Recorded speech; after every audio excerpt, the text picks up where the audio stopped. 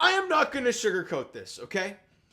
I said in the last video that I am scared shitless for this whole second half of the season or the final 20 games or whatever it is, whatever you want to call it. And I'm not going to bring up the schedule again because we talk about it just about every freaking video at this point.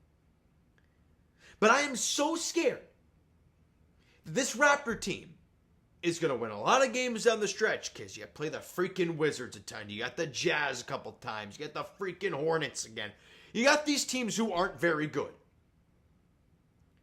And I don't want this team sitting in a murky middle.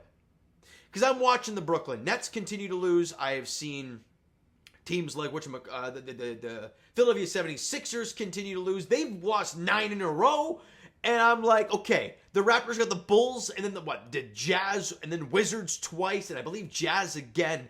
Like, you got to find a way to pick up some L's. And I can't. This is the first time in a very long time that I've actually cheered against the Raptors tonight. And I hate it with an absolute passion. But watching them go out there tonight and do what they did, it shows me that they need talent. They need a guy.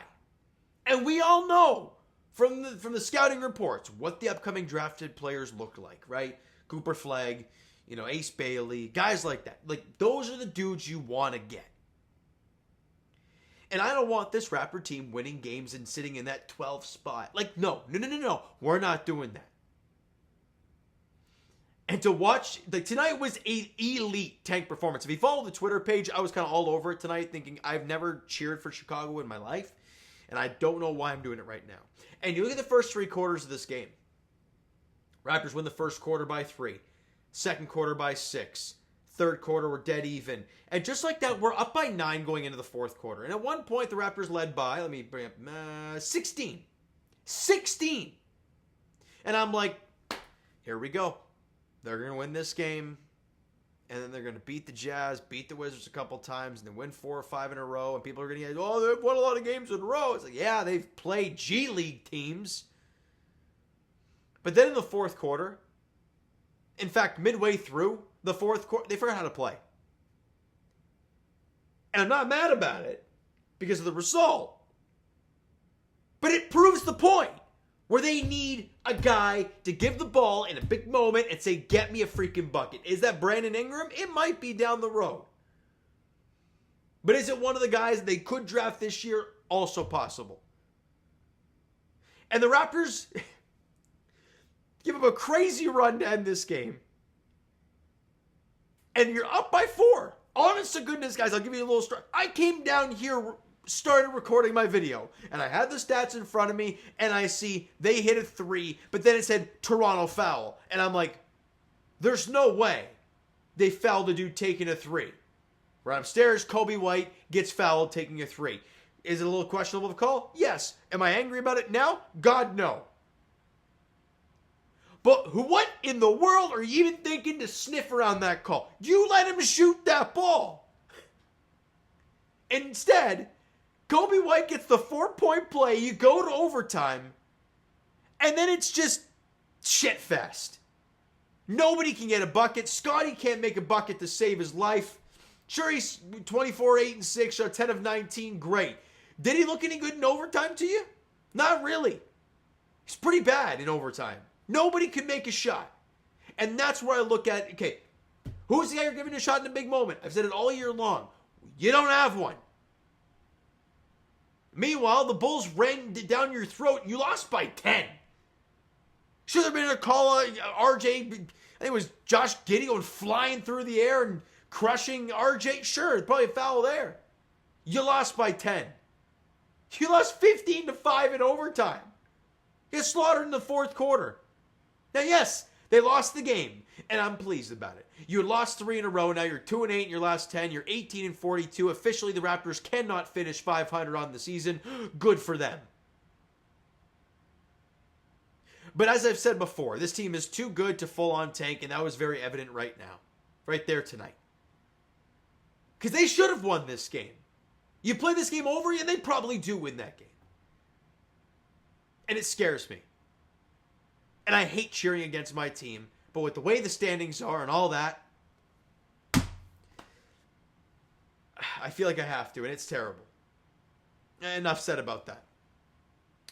Quick score update. Ooh, Utah and Minnesota. Utah's only down by 1 with 7 minutes to go. That could be an interesting final. But Brooklyn got their ass kicked by Portland. New Orleans got their teeth kicked in after beating Phoenix yesterday. They lost by 17 today. No, is that 17? Who cares? So there's that. Good news on the tank front tomorrow. Oh, Utah took the lead back. Good news on the tank front tomorrow. Wizards and Hornets play each other. So someone's got to win that game, right? So I guess that's a positive. Hopefully the Wizards lose the game and Charlotte wins. They get their 15th win. They're only 3 wins behind the Raptors, I guess. And then Brooklyn plays Detroit. I'm just so scared of the teams in front of the Raptors. The Brooklyn Nets and the Philadelphia 76ers in particular. Because they only have 2 and 3 more wins more than the Raptors. The Bulls beating the Raptors tonight, they have 6 more wins. I think we're pretty comfortable there. And I think they have the season series as well. So, that's all I'm saying. Oh, by the way, they lost, who did what today? It's just like, who cares? Scotty, as I mentioned, 24, 8, and 6. RJ played 40 minutes, 18, 7, and 8. Was a minus 24 while he was on the floor. IQ fouled out in overtime, 23, 5, and 5. Shot 6 of 16, knocked down 4 threes. Grady Dick knocked down 3 threes. He was 3 of 6. Mobo played 28 minutes, didn't get a single freaking point. Orlando Robinson had another good game, 12, 8, and 3, but did shoot 4 of 11 as a big man, which is kind of wild. Was a minus 16, and what am I doing? Oh, I'm hitting the delete button by accident. And Jamal Shed minus 17 in the 23 minutes he played. Yeah, it wasn't great. It wasn't great. But you know what? Check mark on the tank side. Because today, as much as it was a weird one for 3.5 quarters, Tank got it done. So, there's that. On to the next one. And the next game for the Toronto Raptors is on Sunday. No, I don't know why I thought it was Wizards and all that. You got back-to-back against the Orlando Magic.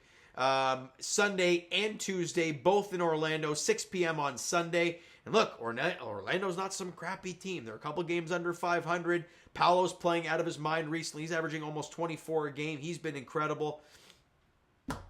Lose both.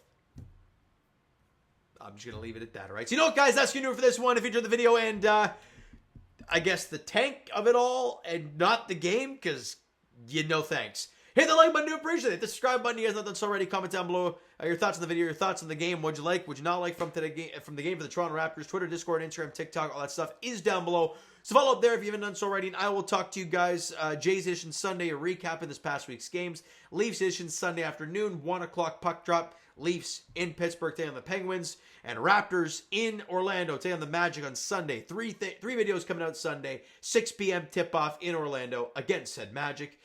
Looking to lose your 4th in a row. Thank you so much for listening and watching. I hope you enjoyed the video and not really the game at all. I'll talk to you guys then.